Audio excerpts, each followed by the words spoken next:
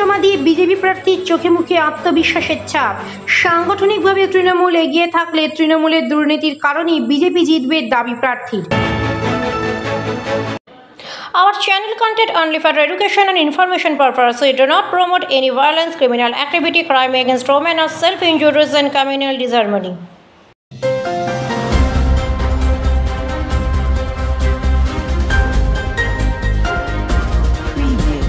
কালীগঞ্জ বিধানসভার উপনির্বাচন নমিনেশন জমা দেওয়ার পরই বিজেপি প্রার্থী আশিস ঘোষের চোখে মুখে আত্মবিশ্বাসের ছাপ।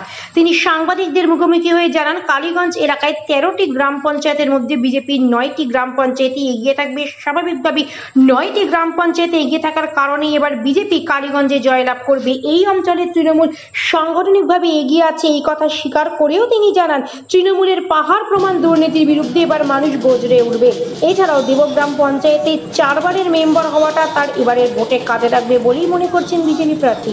তিনি আরো জানান, অমিত শাহ আশায় পার্টি কর্মীদের মনোবল এখন তুঙ্গে, তাই ভোটের জন্য পার্টি কর্মীরা নেতারা ঝাঁপিয়ে পড়বেন। সিপিএম এর সমর্থনে কংগ্রেস প্রার্থী দাঁড় করালেও বিজেপি প্রার্থী আশিস ঘোষ মনে করছেন সেরকম ভাবে প্রভাব হয়তো বিস্তার করবে না। মূল লড়াইটাই তার সাথে তৃণমূলের হবে। যদিও বা এই দিন তৃণমূল প্রার্থী আলিফা আহমেদ একই কথা জানিয়েছেন সংবাদ মাধ্যমের সামনে কথা বলার সময়।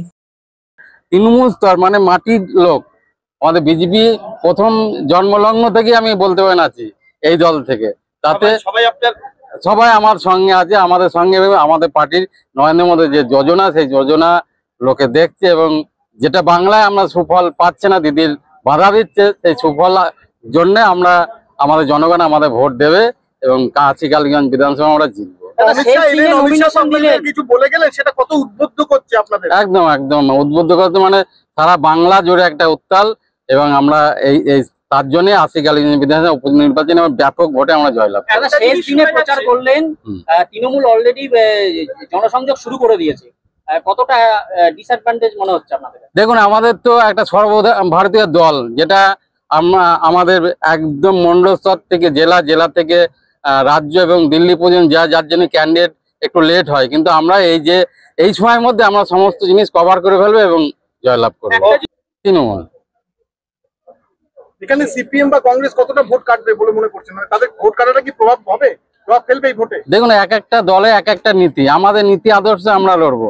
সিপিএম এর নীতি আদর্শ আলাদাভাবে লড়বে এবং তৃণমূলের যে নীতি আদর্শ সেভাবে লড়বে, কিন্তু তৃণমূল যে দুর্নীতি, একটা আপাদমস্তক দুর্নীতির জন্য জড়িয়ে গেছে, যার জন্য মানুষ ক্ষিপ্ত, আমাদের ভোট দেবে, আমরা জয়লাভ করবো কালীগঞ্জ বিধানসভায়।